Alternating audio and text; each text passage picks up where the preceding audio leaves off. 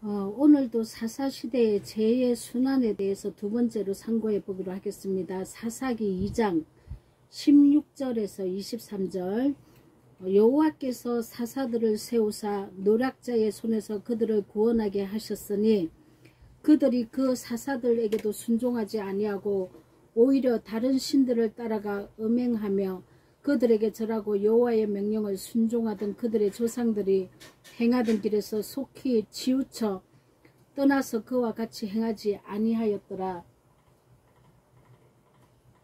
여호와께서 그들을 위하여 사사들을 세우실 때에는 그 사사와 함께 하셨고 그 사사가 사는 날 동안에는 여호와께서 그들을 대적의 손에서 구원하셨으니 이는 그들이 대적에게 압박과 괴롭힘을 받아 슬피 부르짖음으로 여호와께서 뜻을 돌이켰음이거늘 그 사사가 죽은 후에는 그들이 돌이켜 조상들보다 더욱 타락하여 다른 신들을 따라 섬기며 그들에게 절하고 그들의 행위와 패역한 길을 그치지 아니하였으므로 여호와께서 이스라엘에게 진노하여 이르시되 이 백성이 내가 그들의 조상들에게 명령한 언약을 어기고 나의 목소리를 순종하지 아니하였은즉 나도 여호와가 죽을 때 남겨둔 이방민족들을 다시는 그들 앞에서 하나도 쫓아내지 아니하리니 이는 이스라엘이 그들의 조상들이 지킨 것 같이 나 여호와의 도를 지켜 행하나 아니하나 그들을 시험하려 함이라 하시니라. 여호와께서 그 이방민족들을 머물러 두사 그들을 속히 쫓아내지 아니하였으므로 여호수아의 손에 넘겨주지 아니하셨더라. 아멘. 우리가 이 사사시대의 어떤 죄의 순환에 대해서 계속 상고하고 있는데요. 이 사사시대라는 것은 기원전 13세기에서 11세기경에 이스라엘 백성들이 애굽에서 나와서 광야를 거쳐 가나안 땅에 정착한 후로부터 왕정시대 이전까지 시기를 가리킵니다. 최초의 사사는 갈렙의 조카인 온니엘이었죠. 그리고 마지막 사사는 사무엘입니다. 이 기간으로는 한 300년 정도 되는 기간인데 사사는 하나님이 일으키신 사사는 모두 15명입니다. 이 15명의 사사가 일어날 때마다 이스라엘 백성의 7가지 반역과 또 이방 나라들에게 또 예속을 당해서 그 쇠사슬에 묶인 것과 그리고 하나님께 부르짖어 이 애통함으로 기도하는 것과 하나님의 구원이 있다는 것입니다. 이것을 계속 순환을 하는 거죠. 근데 우리 이 시대는 어떻습니까? 이 사사시대와 지금 다름이 없습니다. 왜 사사시대의 이 기록을 지금 이 시대에 우리가 보게 하셨냐면 하나님께서 이런 가정의 패턴을 우리도 이렇게 이 패턴을 우리에게도 적용이 된다는 것을 말씀하시는 것입니다. 사사가 죽으면 하나님이 일으키신 사사는 진리의 영입니다. 이 진리를 가진 사람인데 이 진리가 선포될 때는 우리가 마음을 고쳐먹고 진리를 행해서 하나님을 경배합니다. 그러나 사사가 죽고 난 다음에는 또 진리가 변개되고 변질되어서 또 우리가 진리를 행할 수 없는 그런 우리가 하나님을 떠나고 우리 마음대로 우리 소견에 옳은 대로 우리가 하나님을 섬긴다는 거죠. 근데 그것은 우리 마음에 옳은 소견대로 섬기는 것은 하나님께서 원하시는 게 아니고 하나님을 버렸다고 이렇게 얘기합니다. 근데 우리는 우리 마음대로 섬기죠. 진리의 영이라는 것은 우리가 율법에 비춰서 정말 우리가 온전히 해게 된 자, 내가 완전한 죽은 죄인인 것을 지옥불에 떨어질 수밖에 없는 이 처절한 이 죄 때문에 처절한 이런 죄인인 것을 깨달은 자가 하나님께 구속함을 받습니다. 예수님 은혜로. 그러면은 진리의 영이 내 안에 들어오셔서 이제 내 심령 땅을 하나님께서 고쳐주십니다. 그래서 죄가 뭔지 의가 뭔지 심판이 뭔지 깨닫게 되어서 죄의 길을 가지 아니하고 의의 길을 갈 수 있다는 것입니다. 그럴 때는 진리대로 우리가 순종하면서 살기 때문에 하나님을 경외하고 경배하는 그런 이스라엘 백성으로서 하나님께서 우리에게 평강을 주시죠. 근데 우리가 진리를 떠나면 우리 생각에 옳은 소견대로 하나님을 섬기기 때문에 이방 신을 섬기고 예수님 이름으로 다른 신을 섬기고 다른 것을 쫓아간다는 거죠. 그리고 내 안에 옛사람의 성품을 버리지 않고 있기 때문에 죄가 죄의 역할을 하는 것입니다. 그래서 우리가 이 죄의 사단의 쇠사슬에 묶이는 것이죠. 근데 이 사단도 하나님은 부리는 영어로 라반이라는 것은 사단을 뜻합니다. 근데 야곱이 라반의 집에 삼촌 집에 갔을 때는 사단의 이 훈련기간이라는 거죠. 사단을 붙여서 야곱을 거룩하고 깨끗하게 만드는 과정이라는 것이죠. 그러면은 라반이 희게 되다, 희다 이런 뜻을 가지고 있습니다. 그러면 사단을 우리에게 붙이신 이유는 우리가 죄를 계속 이렇게 내기 때문에 이 죄의 결과로 사단이 우리 삶을 고통에 이렇게 옥죄여서 쇠사슬에 묶습니다. 쇠사슬에 묶인 행태는 내가 병에 걸린다든지 아니면 직장에서 이렇게 직장 동료들에게 이렇게 내가 고난과 고통을 당한다든지 회사에 오너에게 고통을 당한다든지 아니면 부모에게 자식에게 고통을 당하는 형태로 나타나겠죠. 왜 그렇습니까? 내가 제때 죄를 버리지 않았기 때문에 아니면 내가 진리를 알지 못해서 내 옳은 소견대로 하나님을 섬겼기 때문에 그래서 이런 고통이 온다는 것입니다. 그래서 사사를 세운다는 것은 진리의 영을 가진 하나님의 선지자를 보낸다는 것입니다. 그래서 우리를 죄에서 건져내시는 거죠.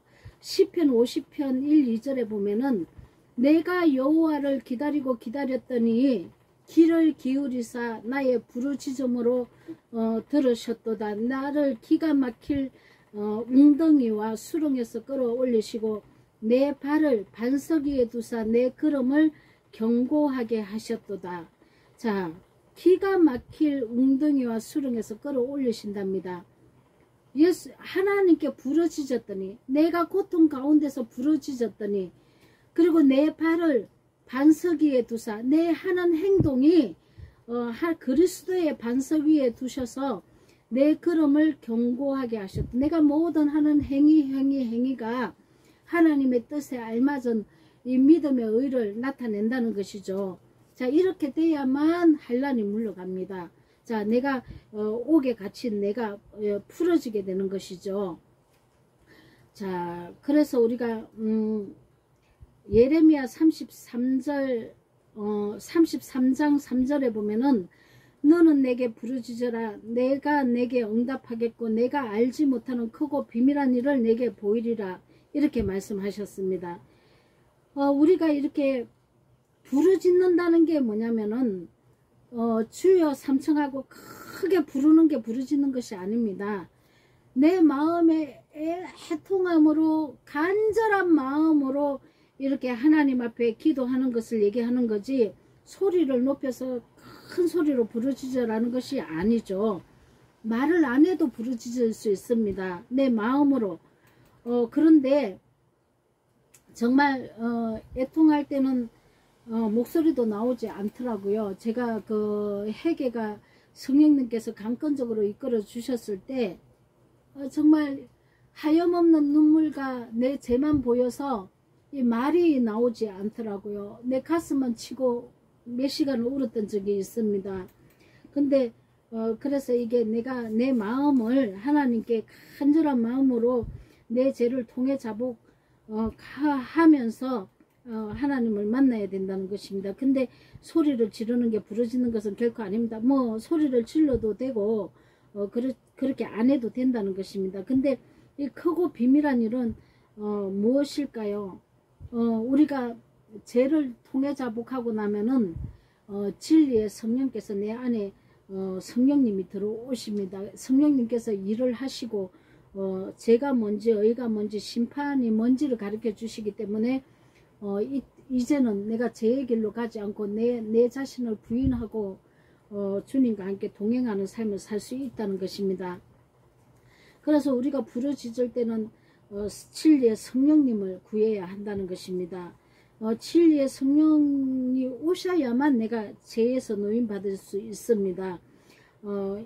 예수님께서는 내가 예수님 앞에서 내가 육으로 지어 모든 죄를 토설해서 제사함을 받는 것이지만 진리의 성령이 오시면은 내 안에 마음 가죽을 벗겨내시는 것입니다. 그래서 다시는 제가 나를 엄습하지 못하도록 하나님께서는 성령의 불로 내가 죄가 나타나면 불시험과 불심판으로 들어가서 이 땅에서 그것을 당해야 된다는 것이죠. 근데 이런 불시험과 불심판이 오는데도 불구하고 내가 하나님께 내 행동과 삶을 돌이키지 않는다면 이 땅에서도 고난을 받고 저 세상에서도 하나님 품에 안길 수가 없다는 것입니다. 그러나 이 땅의 불시험과 불심판을 받을 때 하나님께로 반드시 회개해서 돌이켜야 된다는 것입니다. 그래서 내 마음 땅을 심령 땅을 하나님께서는 옛사람의 성품을 버리고 아름다운 성품 그리스도의 마음으로 바꿔주시겠다는 것입니다. 이것을 믿고 우리가 고통과 환난 가운데 있을 때 진리로 거룩하게 나오셔야 합니다. 자, 사사기 21장 25절에 보면은 그때에 이스라엘의 왕이 없으므로 사람이 각기 자기의 소견에 옳은 대로 행하였더라. 왜 이스라엘의 왕이 없습니까?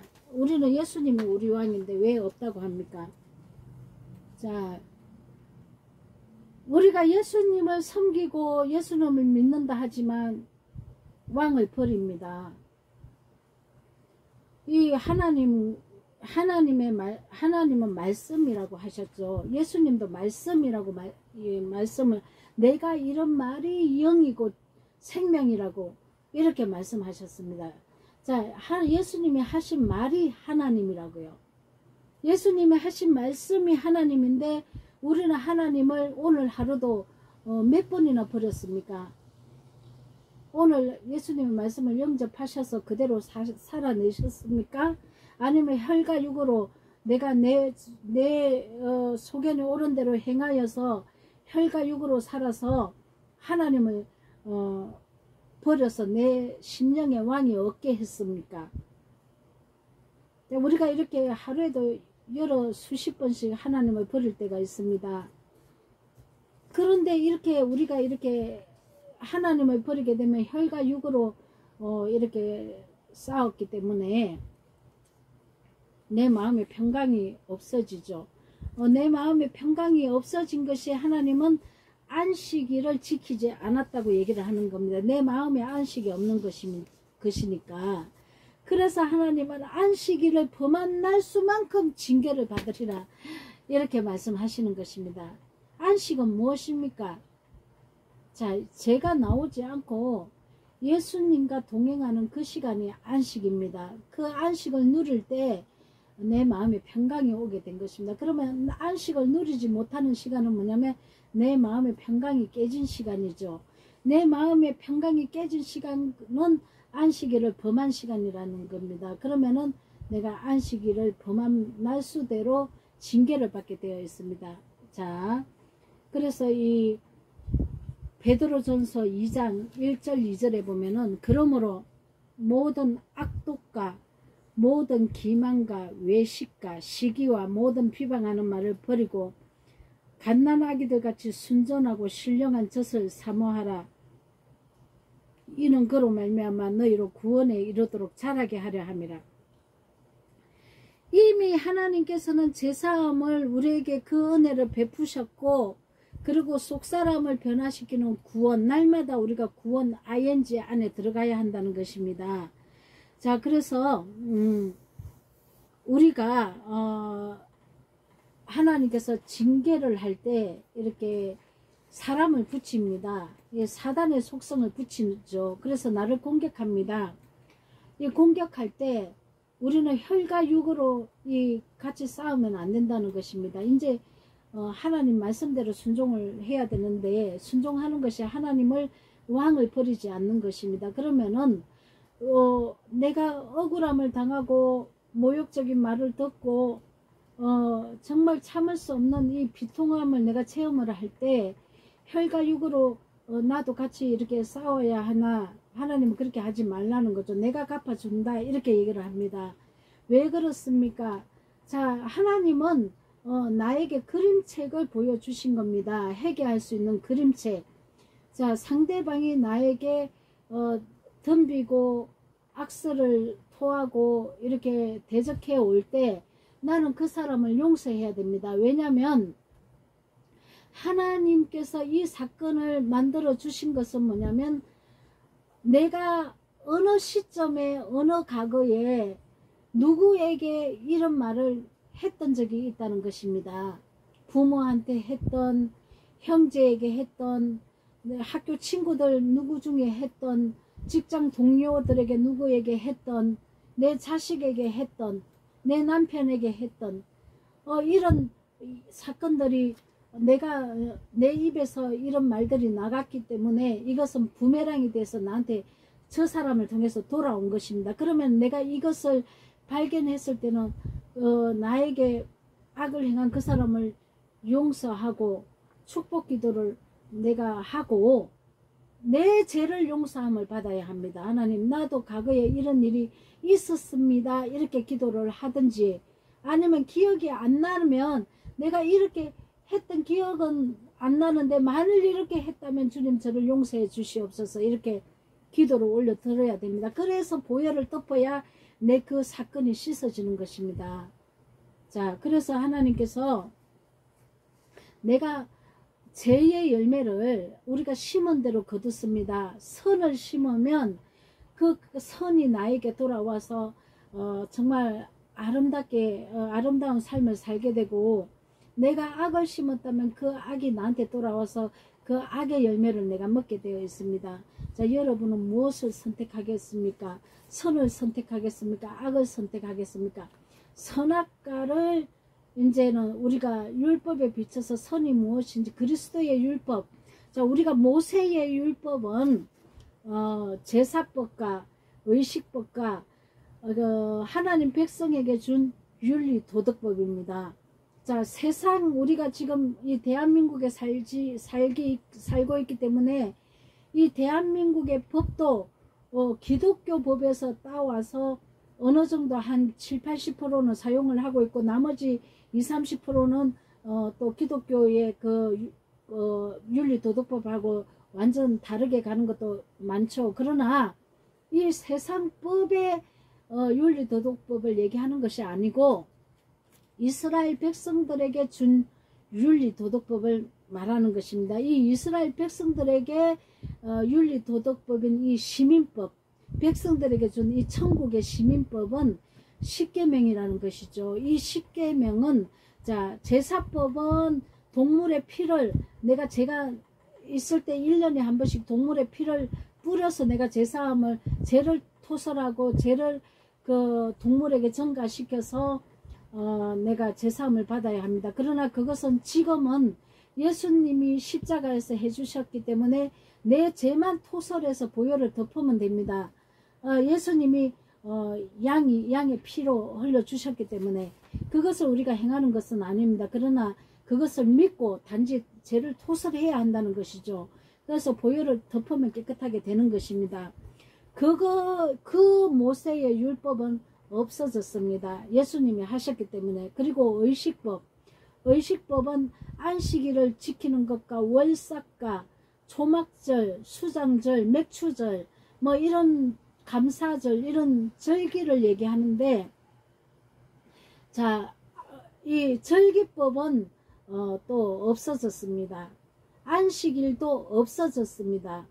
왜냐하면 안식은 내가 예수님, 제가 있는 날까지가 6일째고, 제가 예수님 은혜로 제가 사라지고 예수님과 함께 동행하는 그 시점이 안식일을 지키는 것이기 때문에 6으로 지키는 안식일은 의미가 없다는 것입니다. 그러나 우리가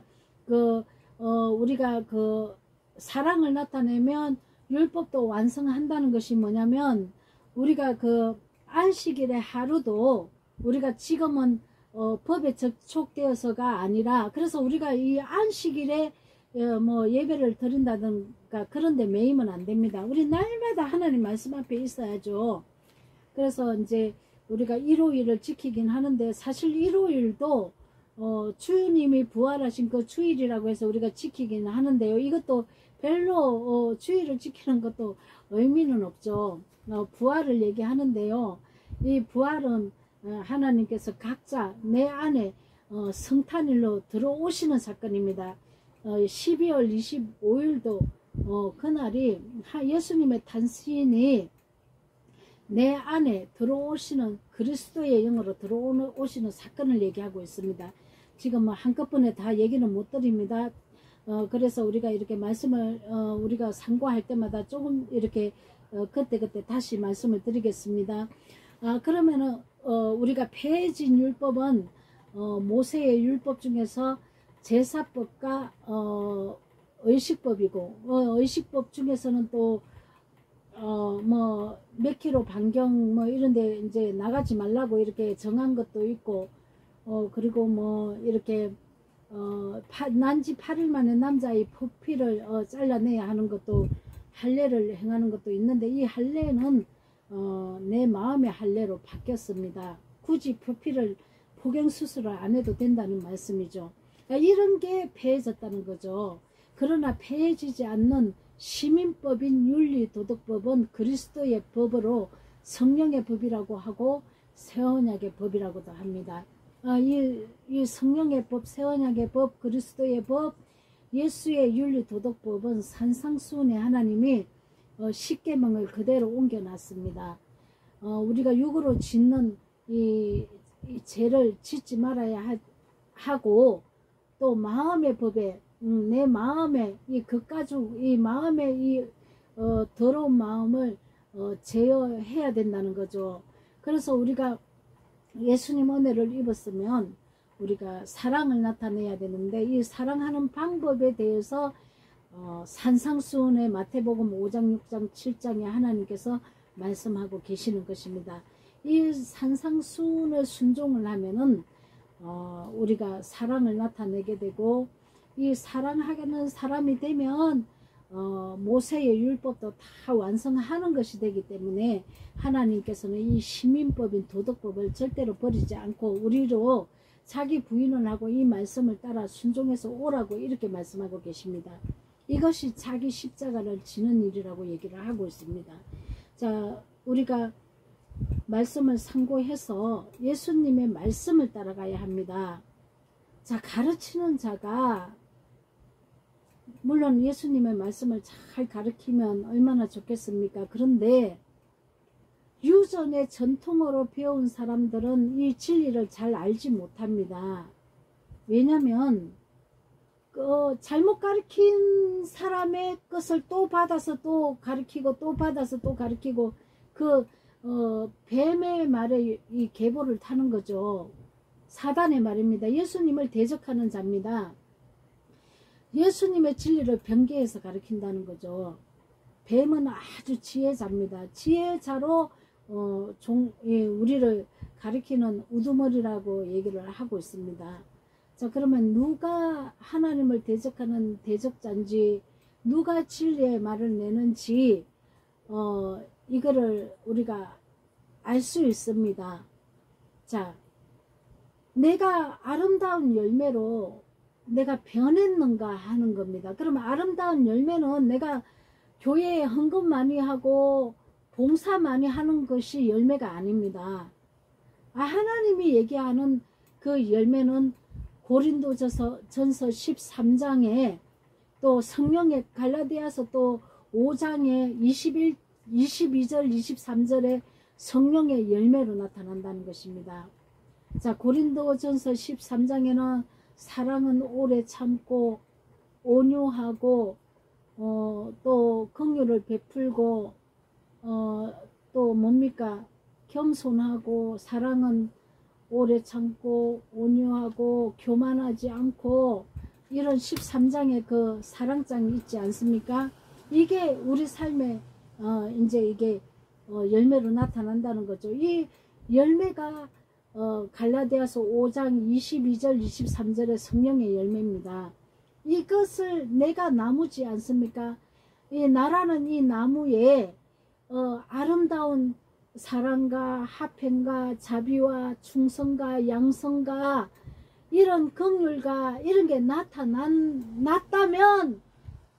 그 말씀을 듣고 자란 자에게서 이게 나타났다면 정말 잘 가르침을 받은 것입니다. 그래서 우리가 하나님을 사랑하는 마음은 다 있는데 진리가 흐트러져서 거룩하게 나오지 못하는 것입니다.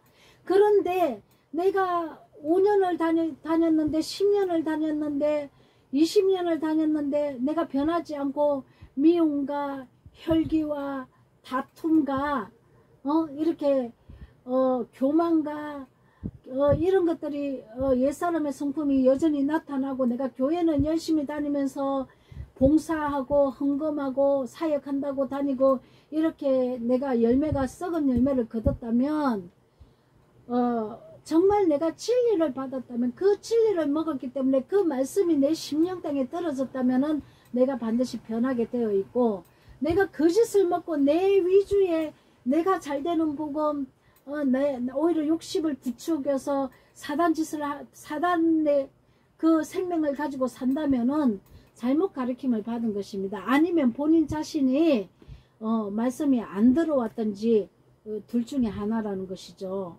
가르치는 자가 생명으로 말씀을 가르치지 않았던지 아니면 받는 자가 마음 땅이 변하지 않았던지. 그런데 반드시 하나님을 사랑해서 하나님께 오는 자는 그 말씀의 씨가 분명히 떨어졌기 때문에 생명으로 나오고 사단이 떨어뜨린 그 씨도 그 심령밭에 받았기 때문에 썩은 열매를 맺는다는 것입니다.